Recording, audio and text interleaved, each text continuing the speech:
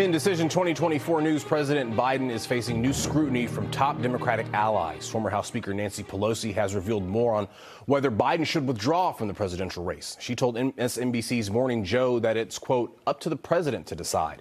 Meantime, celebrity donor George Clooney directly cut to his concerns, saying Biden should not run. The growing list of calls for Biden to step aside has troubled allies about his ability to beat former President Donald Trump in November. NBC 10 political commentator Sue O'Connell back with us. So, Sue, let's take a look at Biden and Trump's troubles on a scale of 1 to 10. 1 is a speed bump, 10 is a 5-alarm fire.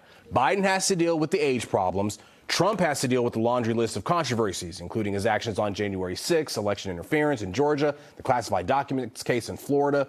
Who has the harder road to re-election? Oh, Corey, do you remember when you were in elementary school or like maybe even your own family and there was always that one kid who was acting up and then another who was very well behaved, and all the kid acting up had to do was just behave a little bit better and they got praised. But if the well-behaved kid did something just a little bit wrong, the hammer came down on them, right? So this is what's happening to Joe Biden.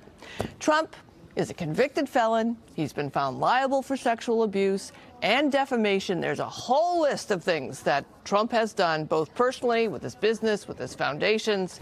And Joe Biden is, by the majority of just objective accounts, a good man who has had a very successful presidency. Yet, Biden has the harder road, I think, because of the math, too, right? Trump has this dedicated cult-like following and is attracting a few new voters from categories of voters that used to be in the Democratic strongholds, right? And that's happening in the swing states, while Biden is having problems in almost every single category of voters. It's unfair, I think, but it's what's happening. So, Sue, as you just mentioned there, Trump is a known entity. For better or worse, voters know what they're going to get with him. He's very controversial, polarizing.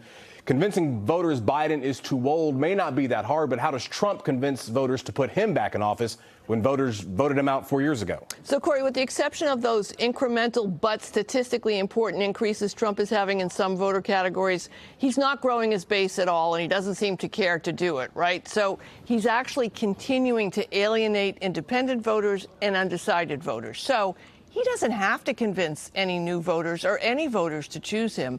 And that's why it is essential, and it's a 5-alarm fire for Joe Biden and the Democrats, to either shore up and solidify or get a new candidate now, because Biden is the only candidate here that has potential room to grow more voters, and that's how you win elections in the general election. All right, Sue, last question. Trump likely going to pick his running mate soon. It looks like it's come down to Marco Rubio, J.D. Vance, and Doug Burgum. You went on record weeks ago saying it would be Burgum. Do you still think so? And if so, why not Vance or Rubio? Well, I still think it's Burgum because I think he's Pence 2.0, and he actually comes with less baggage than the other folks that may be in the running. Vance and Rubio, their baggage, it includes how critical they have been of Trump in the past, right? Vance has said that Trump was unfit for office. Rubio thought Trump was too old to serve, and that was 8 years ago. And the worst that Burgum has said is that he wouldn't do business with Trump. I think you'd have to be a dum-dum to do business with Trump, so it shows how smart he is. But it looks like Trump is just enjoying making Vance and Rubio do the old dance, like the Westerns, you know, with the guns and shooting at them and making them tap dance. But in the end, I think it's still going to be Burgum. All right. Well, maybe we will find out next week. Thanks, Sue. We appreciate it. You can watch